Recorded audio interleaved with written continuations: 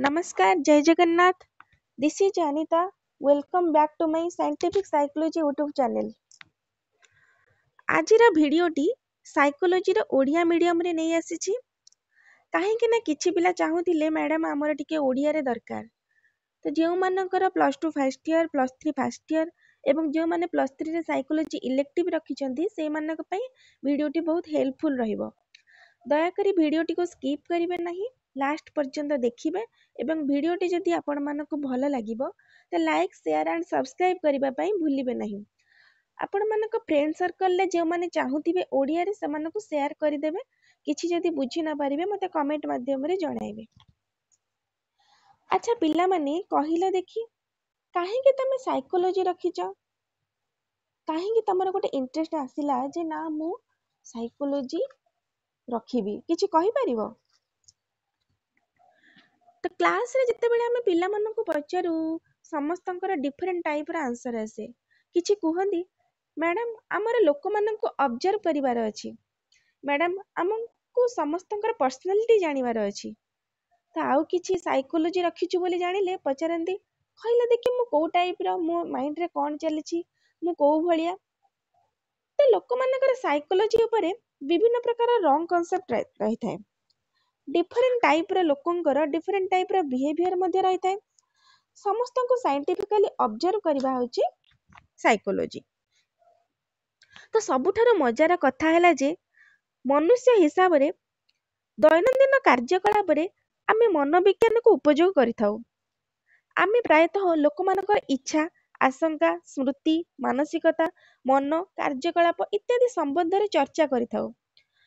ମନୋବିଜ୍ଞାନ ଅଧ୍ୟୟନ ମନୁଷ୍ୟର ମନ ଏବଂ ବ୍ୟବହାର ତଥା ଆଚରଣ ବୁଝିବା ପାଇଁ ଏକ ଯାତ୍ରା ଅଟେ।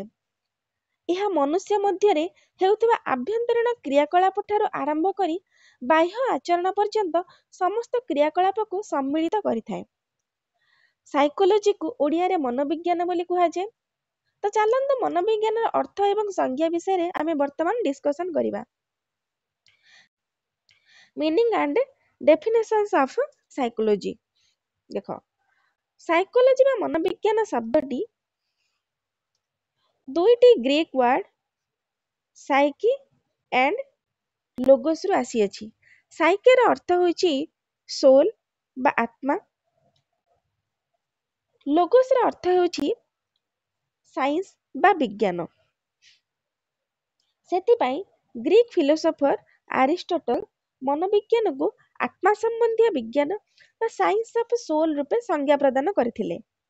ବଟ୍ ଏ ଯେଉଁ ଆତ୍ମାକୁ ନା ଆମେ କେହି ଦେଖିପାରିବା ନା କେହି ଫିଲ୍ କରିପାରିବା। ଦ ସୋଲ୍ ଇଜ୍ ଇନଭିଜିବୁଲ୍। ସେଥିପାଇଁ ଆତ୍ମାକୁ ବାହ୍ୟ ରୂପରେ ପର୍ଯ୍ୟବେକ୍ଷଣ କରିବା ସମ୍ଭବପର ହେଉନଥିବାରୁ ମନୋବିଜ୍ଞାନର ଏ ପ୍ରକାରର ସଂଜ୍ଞାକୁ ସମସ୍ତେ ଗ୍ରହଣ କଲେ ନାହିଁ।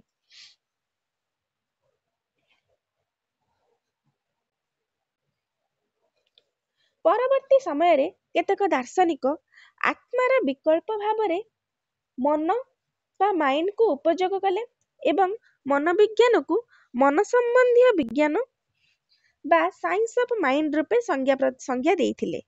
But like soul, mind also not visible. ଆତ୍ମା ପରି ମନର ମଧ୍ୟ ନିର୍ଦ୍ଦିଷ୍ଟ ଅର୍ଥ ସ୍ଥିର ହୋଇ ନ ପାରିବାରୁ ଏବଂ ମନକୁ ମଧ୍ୟ ବୈଜ୍ଞାନିକ ନିୟମ ଅନୁସାରେ ପର୍ଯ୍ୟବେକ୍ଷଣ କରିବା ଅସମ୍ଭବ ହେବାରୁ ଏହି ସଂଜ୍ଞାଟି ମଧ୍ୟ ମନୋବିଜ୍ଞାନର ସଂଜ୍ଞା ରୂପେ ଗ୍ରହଣୀୟ ହେଲା ନାହିଁ। Then in 1879, German scientist Wilhelm Wundt ମନୋବିଜ୍ଞାନର ଫାଷ୍ଟ ସାଇକୋଲୋଜିକାଲ ଲାବୋରାଟୋରୀ ଜର୍ମାନର ଲିପଜିଂ ୟୁନିଭର୍ସିଟିରେ ସ୍ଥାପନ କଲେ। ଜର୍ମାନର ଇଏ ହେଉଛନ୍ତି, ଦେଖ ମୁଁ ଏଇ ପିକ୍ଚରରେ ଦେଇଛି ଏଠି ୱିଲହେଲମ ଉଣ୍ଡଟଙ୍କ ପିକ୍ଚର। ତ ଇଏ ହେଉଛନ୍ତି ଚେତନ ଅନୁଭୂତି ସମ୍ବନ୍ଧୀୟ ବିଜ୍ଞାନର ପ୍ରଯୋଜକ। ସେ କ'ଣ କରିଥିଲେ ନା ଜର୍ମାନର ଫାଷ୍ଟ ସାଇକୋଲୋଜିକାଲ ଲାବୋରାଟୋରୀ ଲିପଜିଂ ୟୁନିଭର୍ସିଟିରେ ସ୍ଥାପନ କରିଥିଲେ।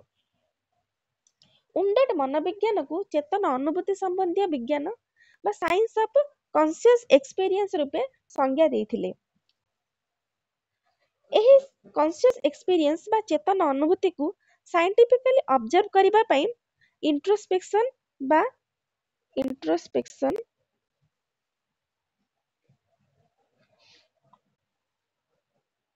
ଇଣ୍ଟ୍ରୋସ୍ପେକ୍ସନ ବା ଅନ୍ତନିରୀକ୍ଷଣ ପଦ୍ଧତିର ବିକାଶ କରିଥିଲେ। ଉଣ୍ଡନଙ୍କର ଏହି ଚିନ୍ତନକୁ ଜର୍ମାନୀରୁ ନେଇ ଆମେରିକାରେ ପହଞ୍ଚାଇବାରେ ତାଙ୍କ ଷ୍ଟୁଡେଣ୍ଟ ଇବି ଟିଚନର ସାହାଯ୍ୟ କରିଥିଲେ। ଚେତନ ଅନୁଭୂତି ବା କନସିୟସ୍ ଏକ୍ସପିରିଏନ୍ସର ଅର୍ଥ ଯାହା ଆମେ ବର୍ତ୍ତମାନ ଭାବୁଛେ ଏବଂ ତାକୁ କାର୍ଯ୍ୟରେ ପରିଣତ କରୁଛେ। ବଟ୍ ଏହି ସଂଜ୍ଞାଟି ଏକ ଅସମ୍ପୂର୍ଣ୍ଣ ସଂଜ୍ଞା ଏବଂ ଇଣ୍ଟ୍ରୋସ୍ପେକ୍ସନ ମେଥଡକୁ ଅଣବୈଜ୍ଞାନିକ ପଦ୍ଧତି ରୂପେ ରିଜେକ୍ଟ କରାଯାଇଥିଲା।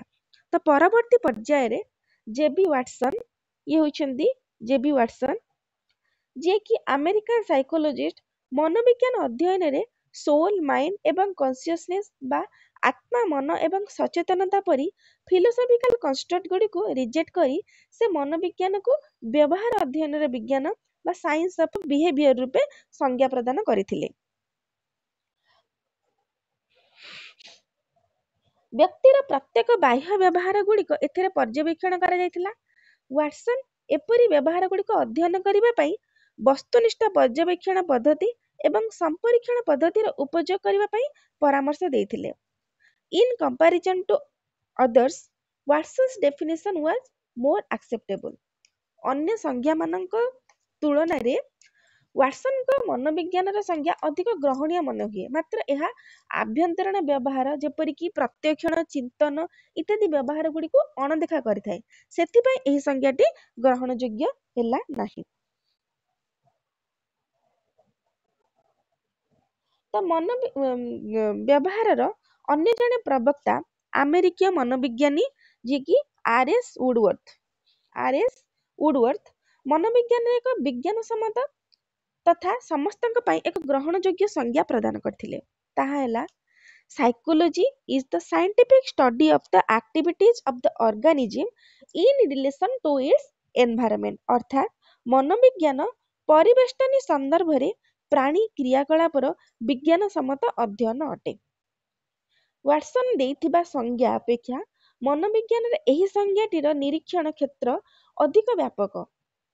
କ୍ରିୟାକଳାପର ବୈଜ୍ଞାନିକ ଅଧ୍ୟୟନ କରିବାର ଅଭିବ୍ୟକ୍ତି ଦ୍ୱାରା ଉଡୱର୍ଥ ମନୁଷ୍ୟ ବ୍ୟବହାରକୁ ବୁଝିବା, ଭବିଷ୍ୟତ ବାଣୀ ଦେବା ଏବଂ ନିୟନ୍ତ୍ରଣ କରିବା ଉପରେ ଗୁରୁତ୍ୱ ଦେଇଥିବାର ଜଣାଯାଏ। ତାଙ୍କ ମତରେ କ୍ରିୟାକଳାପ ସମ୍ପ୍ରଦାୟଟି ଉଭୟ ବାହ୍ୟ ରୂପରେ ହେଉଥିବା ତଥା ପର୍ଯ୍ୟବେକ୍ଷଣ କରାଯାଇପାରୁଥିବା କ୍ରିୟାକଳାପ ଯେପରିକି ଚାଲିବା, ଡେଇଁବା, ଧାଇଁବା, ଖେଳିବା ଇତ୍ୟାଦି ଏବଂ ଆଭ୍ୟନ୍ତରୀଣ ମାନସିକ ପ୍ରକ୍ରିୟା ଯେପରିକି ପ୍ରତ୍ୟକ୍ଷଣ, ସ୍ମୃତି ଏବଂ ଚିନ୍ତନ ଇତ୍ୟାଦି କ୍ରିୟାକଳାପକୁ ସମ୍ମିଳିତ କରିଥାଏ। ଏହି ସଂଜ୍ଞାଟିରେ ପ୍ରାଣୀ ସମ୍ପ୍ରଦାୟଟି ଉଭୟ ମନୁଷ୍ୟ ଏବଂ ପ୍ରାଣୀକୁ ବୁଝାଇଥାଏ। ସେହିଭଳି ପରିବେଷ୍ଟନୀ ସନ୍ଦର୍ଭରେ ଅଭିବ୍ୟକ୍ତିଟି ପ୍ରାଣୀର ବ୍ୟବହାର ତଥା ଆଚରଣକୁ ନିର୍ଦ୍ଦିଷ୍ଟ ଆକାର ଦେବାରେ ଉଭୟ ପ୍ରାଣୀ ଓ ପରିବେଶର ଭୂମିକାକୁ ଗୁରୁତ୍ୱ ଦେଇଥାଏ। ତ ଉଡୱର୍ଥଙ୍କ ପ୍ରଦତ୍ତ ମନୋବିଜ୍ଞାନର ସଂଜ୍ଞାଟି ଭଲ ଭାବରେ ବୁଝି ହେଲା ନାହିଁ। କାଳକ୍ରମେ ମନୋବିଜ୍ଞାନର ସଂଜ୍ଞା ଭାବରେ psychology is the scientific study of mental processes, experiences and behaviour ବୋଲି ରଖାଗଲା। ଅର୍ଥାତ୍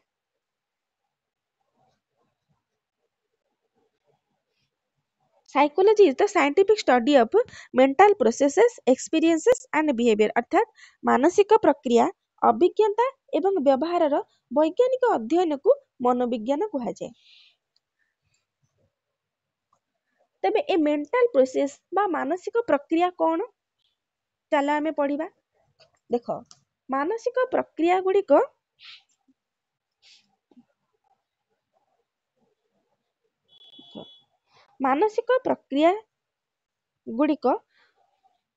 ମନୋବିଜ୍ଞାନ ମାନସିକ ପ୍ରକ୍ରିୟା ଗୁଡ଼ିକୁ ଅଧ୍ୟୟନ କରିଥାଏ। Psychology as a study of mental processes. ମାନସିକ ପ୍ରକ୍ରିୟା ସେ କ୍ରିୟା ଗୁଡ଼ିକୁ କୁହାଯାଇଥାଏ ଯାହା ପ୍ରାୟତଃ ମସ୍ତିଷ୍କରେ ବା ବ୍ରେନରେ ହୋଇଥାଏ। ଏହି କ୍ରିୟା ଗୁଡ଼ିକ କେବଳ ମାନସିକ ଚିତ୍ରଣ ବା ମେଣ୍ଟାଲ ରିପ୍ରେଜେଣ୍ଟେସନ ଏବଂ ସ୍ନାୟୁବିକ କ୍ରିୟା ସହିତ ସମ୍ପର୍କିତ ହୋଇନଥାଏ, ବରଂ ବାହାର ଦୁନିଆରେ ଉପସ୍ଥିତ ଥିବା ବସ୍ତୁ, ଘଟଣା ତଥା କ୍ରିୟାକଳାପ ସହିତ ସମ୍ପର୍କିତ ହୋଇଥାଏ। କୌଣସି କାର୍ଯ୍ୟ କରିବା ପାଇଁ ଆମକୁ ଆମ ବ୍ରେନ୍ ସିଗ୍ନାଲ ଦେଇଥାଏ, ତାପରେ ସେହି କାମ ଆମେ କରିଥାଉ। ଫର ଏକ୍ସାମ୍ପଲ, ତାଳି ମାରିବା, ସକାଳୁ ଉଠି ଆପଣଙ୍କ ନିତ୍ୟକର୍ମ ସାରିବା, କିଛି ବି ଯାହା ଆପଣ କରୁଛନ୍ତି ସବୁଥିପାଇଁ ସିଗ୍ନାଲ ବ୍ରେନକୁ ଯାଏ। तापर आमर नर्वस सिस्टम काम करते। यार अर्थ आपण जहाँ भी एक्सपीरियंस गेन करूछंती फील करूछंती ए सब मेंटल प्रोसेस द्वारा होता है। तो we use our mental processes when we think or try to solve a problem, to know or remember something। आमे कौनसी वस्तु को मन पकेइबा पाई मेंटल प्रोसेस को यूज करिथाउ। 2 दिन पूर्व आपणक साथी कौन होइथिला, आपणको किए कौन कहिथिला, से सब मन पकेइबा, चिंता करिबा किंबा कौनसी वस्तु को रिकॉग्नाइज करिबा, रिकॉल करिबा किंबा कौनसी प्रॉब्लम को सॉल्व करिबा या फिर रिमेंबर करिबा पाई आमे मेंटल प्रोसेस को यूज करिथाउ। तो ब्रेन द्वारा ये सब मेंटल एक्टिविटीज गुडी को रिफ्लेक्ट होइथाय। Brain activity and mental process ए दुईटी सेम नुहंती बट अलग भी नुहंती। तो unlike the brain, mind does not have a physical structure or has a location। Brain भली माइंड बा मनर कौनसी फिजिकल स्ट्रक्चर बा शारीरिक उपस्थिति न थाए। Mind is invisible.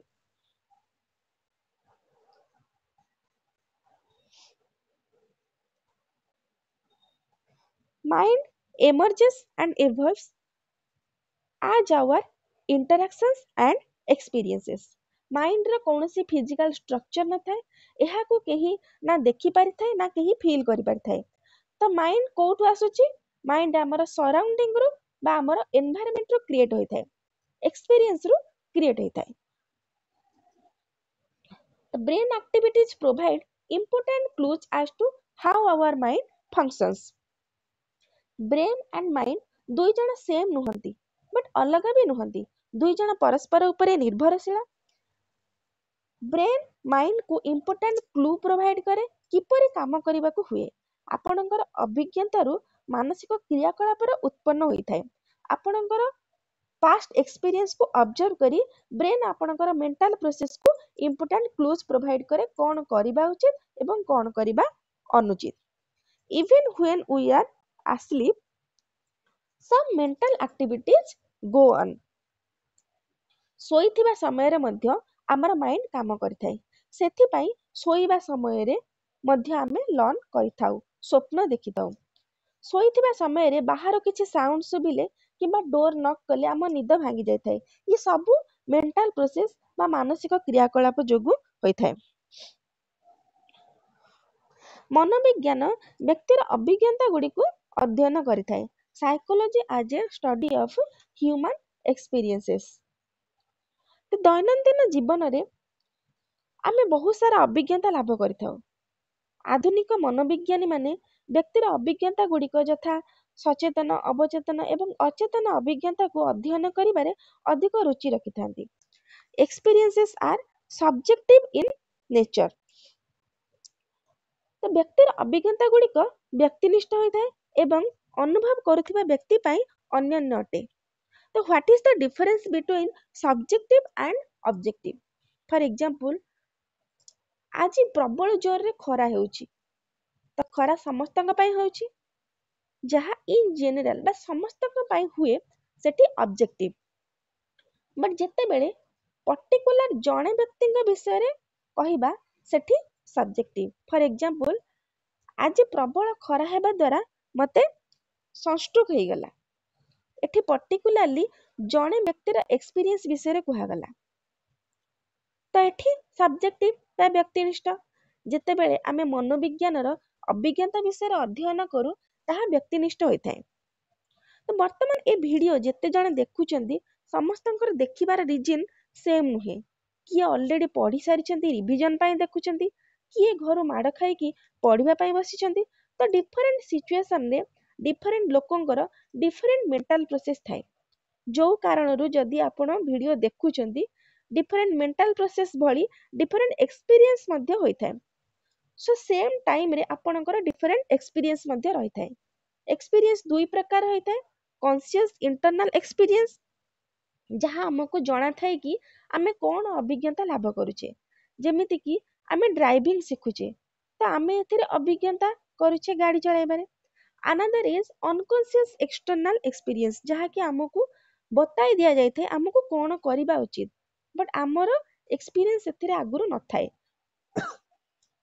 For example, ଆମକୁ ଛୋଟବେଳେ ଏବିସିଡି କେମିତି ପଢ଼ାଯିବ ଲେଖାଯିବ ବତାଇ ଦିଆଯାଇଥାଏ। ସେଥିରେ ଆମର ଆଗରୁ କୌଣସି ଏକ୍ସପିରିଏନ୍ସ ନଥାଏ। ତ ଅଭିଜ୍ଞତା କୌଣସି ବ୍ୟକ୍ତିର ଜୀବନରେ କ୍ରିୟାକଳାପର କେନ୍ଦ୍ର ହୋଇଥାଏ। ମନୋବିଜ୍ଞାନୀ ମାନେ ବ୍ୟକ୍ତିର ଅଭିଜ୍ଞତା ଗୁଡ଼ିକର ଅଧ୍ୟୟନ ଏହିଭଳି ଭାବରେ କରିଥାନ୍ତି।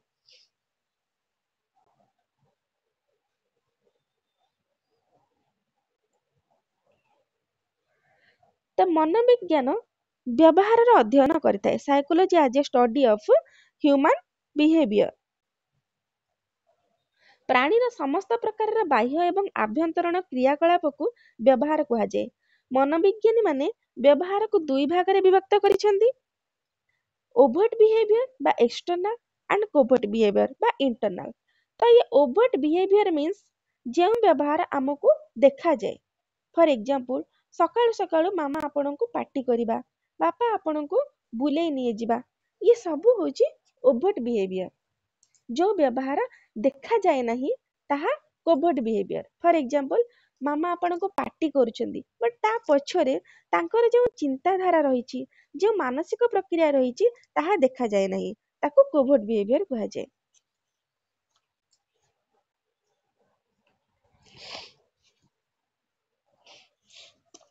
ତ ବ୍ୟବହାର ବିଭିନ୍ନ ଜାଗାରେ ଏବଂ ବିଭିନ୍ନ ସ୍ତରରେ ହୋଇଥାଏ।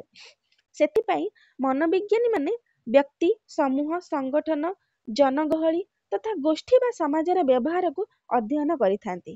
ସେମାନେ ମୂଷା, ବିରାଡ଼ି, କୁକୁର, ମାଙ୍କଡ଼ ଏବଂ ବିଭିନ୍ନ ପଶୁ ତଥା ପକ୍ଷୀମାନଙ୍କର ବ୍ୟବହାରକୁ ମଧ୍ୟ ଅଧ୍ୟୟନ କରିଥାନ୍ତି। ମନୁଷ୍ୟଙ୍କ ସମ୍ବନ୍ଧରେ ବିସ୍ତୃତ ଜ୍ଞାନ ପ୍ରାପ୍ତ ହେବା ପାଇଁ ସେମାନେ ପ୍ରଥମେ ପଶୁପକ୍ଷୀଙ୍କ ବ୍ୟବହାରକୁ ଅଧ୍ୟୟନ କରି ସେଥିରୁ ମନୁଷ୍ୟ ବ୍ୟବହାର ସମ୍ବନ୍ଧରେ ଅନୁମାନ ଲଗାଇଥାନ୍ତି। ଅସ୍ୱାଭାବିକ ବ୍ୟବହାର କାରଣ ଜାଣିବା ପାଇଁ ସେମାନେ ସମସ୍ତ ପ୍ରକାରର ଅସ୍ୱାଭାବିକତାକୁ ଅଧ୍ୟୟନ କରିଥାନ୍ତି। ଆଜିକାଲି ମନୋବିଜ୍ଞାନୀ ମାନେ ପ୍ରାକୃତିକ ସ୍ଥିତିରେ ହେଉଥିବା ବ୍ୟବହାର ଏବଂ ଏହା ଉପରେ ପଡୁଥିବା ସାଂସ୍କୃତିକ ପ୍ରଭାବ ସମ୍ବନ୍ଧରେ ସବିଶେଷ ଅଧ୍ୟୟନ କରୁଛନ୍ତି। ଯେଉଁ କ୍ଷେତ୍ରରେ ବ୍ୟବହାର କୌଣସି ପ୍ରକାରରେ ଜଡ଼ିତ ଥାଏ, ସେହି କ୍ଷେତ୍ରରେ ମନୋବିଜ୍ଞାନ ନିଜ ପାଇଁ ଏକ ସ୍ଥାନ ପ୍ରାପ୍ତ କରିଥାଏ। ତ ମନୋବିଜ୍ଞାନ ଅଧ୍ୟୟନରେ ବୈଜ୍ଞାନିକ ପଦ୍ଧତିର ମଧ୍ୟ ଉପଯୋଗ କରାଯାଏ। ମନୋବିଜ୍ଞାନୀ ମାନେ ମାନସିକ ପ୍ରକ୍ରିୟା, ଅଭିଜ୍ଞତା ତଥା ବ୍ୟବହାରର ଅଧ୍ୟୟନ ପାଇଁ ବୈଜ୍ଞାନିକ ପଦ୍ଧତିର ସାହାଯ୍ୟ ନେଇଥାନ୍ତି।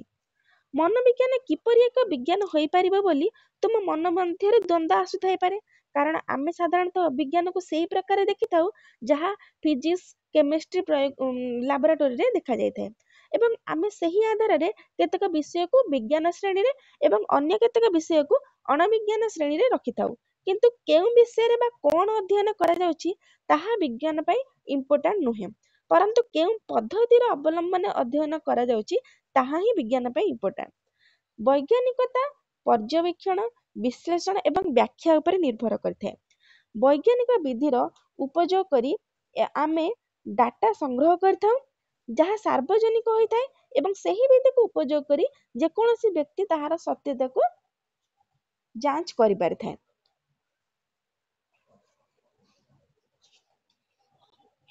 ତ ମନୋବୈଜ୍ଞାନିକ ମାନେ ମଧ୍ୟ ବୈଜ୍ଞାନିକତାର ମାନଦଣ୍ଡକୁ ଉପଯୋଗ କରି ନିଜ ଅଧ୍ୟୟନର ଆଧାରରେ ମନୁଷ୍ୟ ବ୍ୟବହାର ଏବଂ ଅଭିଜ୍ଞତାର ଜଟିଳତାକୁ ବୁଝିବାକୁ ଚେଷ୍ଟା କରିଛନ୍ତି।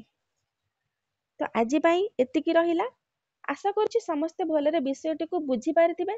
ଯଦି କିଛି ଡାଉଟ୍ ଥିବ ତ ମୋତେ କମେଣ୍ଟ ମାଧ୍ୟମରେ ଜଣାଇବେ। ରହୁଛି, ନମସ୍କାର।